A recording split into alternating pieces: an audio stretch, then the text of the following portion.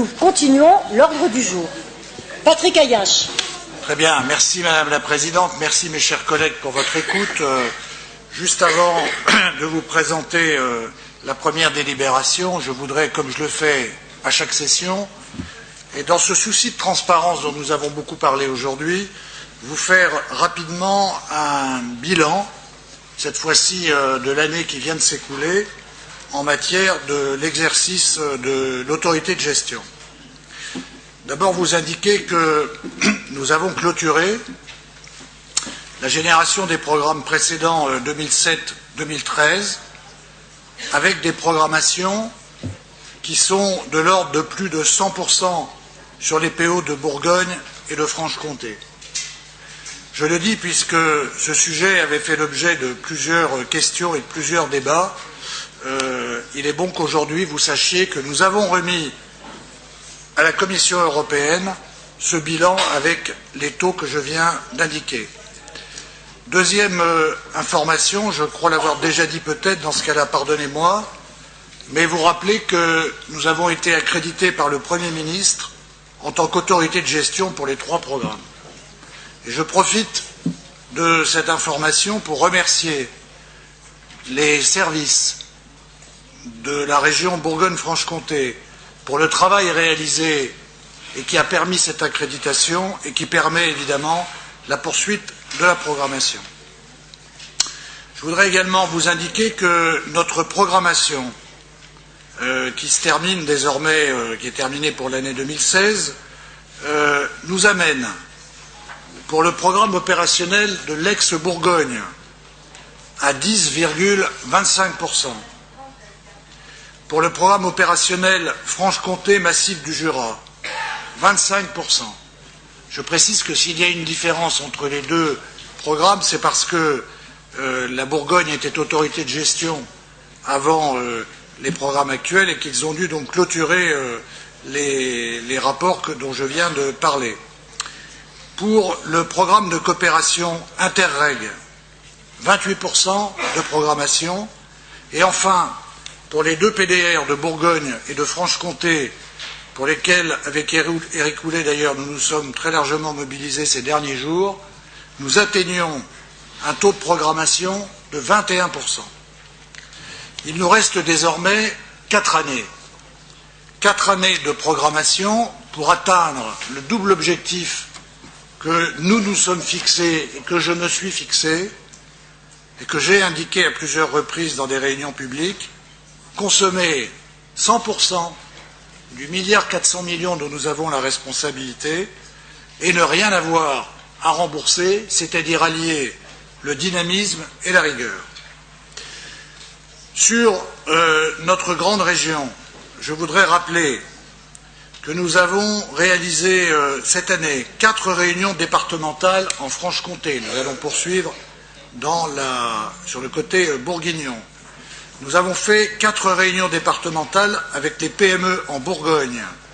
Nous avons fait 5 comités de suivi et nous terminons l'année par une annonce qui avait été faite par la présidente et moi-même à divers moments, par la mise en place d'une fabrique à projet qui verra le jour en début d'année prochaine et qui va permettre de rapprocher les porteurs de projets de la complexité des fonds européens. Un petit zoom, si vous le permettez, sur les programmes de développement ruraux. Très rapidement, à la fin 2016, 110 appels à projets ont été lancés. 80% des dispositifs de chaque PDR a été déployé. Au total, comme je l'ai indiqué tout à l'heure, quasiment plus de 20% des montants des maquettes des PDR ont été engagés. Et si je prends en compte d'ailleurs les mesures surfaciques qui sont en attente d'engagement, nous arrivons à un niveau d'avancement qui dépasse les 40%. Je tenais à faire ce bilan et je tenais également à souligner, et vous le savez puisque un certain nombre d'entre vous y participent, je pense notamment à Emmanuel Coin qui est tout au loin là-bas, qui participe à nos réunions. La présidente l'a dit très vite ce matin dans le cadre de la présentation du rapport d'orientation budgétaire. Nous avons pris, pour faciliter le travail d'égal un certain nombre de dispositions qui, je crois, d'après les premières réactions que nous avons eues avec Éric Houlet et Arnaud Martet lors de cette réunion, ont connu, je crois, un vrai succès. La première disposition, après de moultes discussions avec la Commission européenne, nous mettons en place, dès le 1er janvier, avec un effet rétroactif sur les années précédentes, un taux fixe modulable. Je ne vais pas rentrer dans les détails, seuls les initiés connaissent, mais je tenais à le signaler. Nous mettons également en place, enfin là c'est plutôt l'État qui met en place une instrumentation technique qui est en train de se débloquer grâce à l'intervention des régions, et notamment de ma modeste personne lors des comités État-région, et qui a permis, je crois, de débloquer une situation qui était particulièrement bloquée pour l'ensemble des porteurs de projets. Enfin, je termine toujours sur les PDR pour vous redire ce qu'a dit la présidente très rapidement ce matin, c'est que face à ces difficultés, face aux problèmes de trésorerie, par exemple, que peuvent rencontrer les porteurs de projets dans les GAL, nous avons annoncé hier avec Éric Houlet la mise en place d'un fonds de substitution. Ce fonds de substitution, ce n'est pas une avance, ce sont des crédits régionaux que nous allons mettre à disposition des porteurs de projets en difficulté, comme je viens de l'indiquer, à la place du FEADER, qui, pour des raisons techniques sur lesquelles je ne reviens pas, ne permet pas d'être versé. Je crois que c'est une avancée qui méritait d'être soulignée. Voilà pour ce petit préambule. Il nous reste néanmoins quelques difficultés que je voulais également, dans ce souci de transparence, porter à votre connaissance. Nous avons des programmes et des axes qui avancent très vite, d'autres qui avancent moins vite. Parmi ceux qui avancent moins vite, nous retrouvons toujours l'axe 2, aussi bien en Bourgogne et en Franche-Comté. L'axe 2, ce sont les infrastructures et les usages numériques.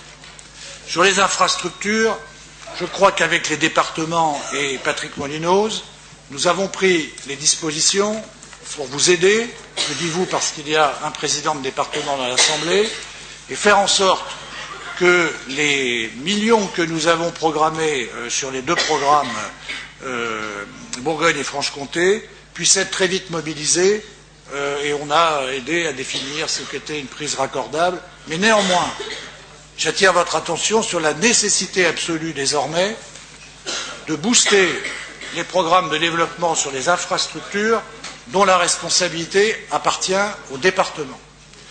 Deuxième point, et là les départements n'y sont pour rien, mais je le signale quand même, lorsque les deux anciennes régions ont conçu les programmes européens, tous les partenaires ont dit, écoutez, l'avenir de notre région, c'est le numérique. Il faut donc nous aider à développer les usages du numérique. Les deux régions ont placé des sommes relativement importantes sur les deux programmes européens, et il y a là, je dois le dire, une sous-consommation qui est liée à l'absence ou à l'insuffisance des projets liés aux usages numériques, sur lesquels j'appelle les uns et les autres à se mobiliser. Voilà pour cette petite introduction que je voulais faire pour clôturer l'année 2016 dans la joie et la liesse. Ce qui m'amène à présenter le premier rapport, qui est une convention qui confie à la Caisse des dépôts la charge de l'autorité de certification du programme Interreg, ce qui était déjà le cas. C'est un travail de certification des dépenses, d'appel de fonds auprès de la Commission européenne, de paiement du FEDER, le tout pour un montant de 99 000 €. Il s'agit de la première délibération.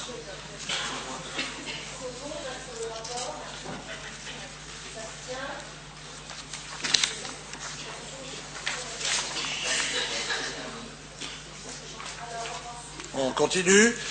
La deuxième délibération, c'est sur l'évaluation des programmes européens Franche-Comté. Je ne vais pas m'appesantir, on les présente régulièrement. Il s'agit là de mettre en place des crédits d'évaluation qui permettent d'examiner les effets des programmes sur la transition énergétique notamment et sur les autres sur les autres indicateurs des programmes ainsi qu'une assistance à maîtrise d'ouvrage pour le FEADER 2017.